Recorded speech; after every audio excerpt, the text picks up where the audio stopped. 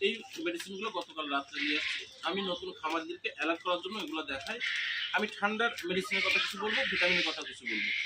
এই যে এটিভেট, এটিভেট গুরুত্বপূর্ণ ঠান্ডার মেডিসিন, সাথে ডক্সিসাইক্লিন গুরুত্বপূর্ণ মেডিসিন, প্যারাসিটামল অর্থাৎ ফার্স্ট গুরুত্বপূর্ণ মেডিসিন, টিডি কফের সিরাপ গুরুত্বপূর্ণ মেডিসিন, অ্যান্ড্রোফ্লুক্সাসিন এটা ঠান্ডা সাথে ব্যবহার করতে হবে সালমোনিয়া দূর করার জন্য। এইটা হচ্ছে পটাশ, আপনি 15-20 দিন পর ব্যবহার করবেন। ভিটামিন ডি গুরুত্বপূর্ণ পাখির মেডিসিন। এইটা হচ্ছে অফ কফের সিরাপ গুরুত্বপূর্ণ মেডিসিন। এইটা হচ্ছে অ্যামাইনো, যা পাখির গ্রোথ বাড়াতে এবং ওজন বাড়াতে সহযোগিতা করে এবং গুরুত্বপূর্ণ ভূমিকা পালন করে। প্রোটিন, ডিম পাড়া পাখির জন্য অত্যন্ত গুরুত্বপূর্ণ মেডিসিন। সেটাকে ইসেল এরিথ্রিন, এটা তো তুলনায় হয় না পাখিকে, আপনার ডিম পাড়া পাখিকে এইটা নিয়ম অনুযায়ী ব্যবহার করতে হবে। এই যে মেডিসিনগুলোর কথা বললাম, একটা খামারে রাখা প্রয়োজন, ডাক্তারের পরামর্শ নিয়ে, অভিজ্ঞদের পরামর্শ নিয়ে। এই মেডিসিনগুলো গতকাল রাত্রে নিয়ে আসছি। আমি নতুন খামারিদেরকে অ্যালার্ট করার জন্য এগুলো দেখাই।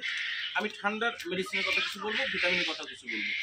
এই যে এটিভেট, এটিভেট গুরুত্বপূর্ণ ঠান্ডার মেডিসিন, সাথে ডক্সিসাইক্লিন গুরুত্বপূর্ণ মেডিসিন, প্যারাসিটামল অর্থাৎ ফার্স্ট গুরুত্বপূর্ণ মেডিসিন, টিডি কফের সিরাপ গুরুত্বপূর্ণ মেডিসিন, অ্যান্ড্রোফ্লুক্সাসিন এটা ঠান্ডা সাথে ব্যবহার করতে হবে সালমোনিয়া দূর করার জন্য। এইটা হচ্ছে পটাশ, আপনি 15-20 দিন পর ব্যবহার করবেন। ভিটামিন ডি গুরুত্বপূর্ণ পাখির মেডিসিন। এইটা হচ্ছে অফ কফের সিরাপ গুরুত্বপূর্ণ মেডিসিন। এইটা হচ্ছে অ্যামাইনো, যা পাখির গ্রোথ বাড়াতে এবং ওজন বাড়াতে সহযোগিতা করে এবং গুরুত্বপূর্ণ ভূমিকা পালন করে। প্রোটিন, ডিম পাড়া পাখির জন্য অত্যন্ত গুরুত্বপূর্ণ মেডিসিন।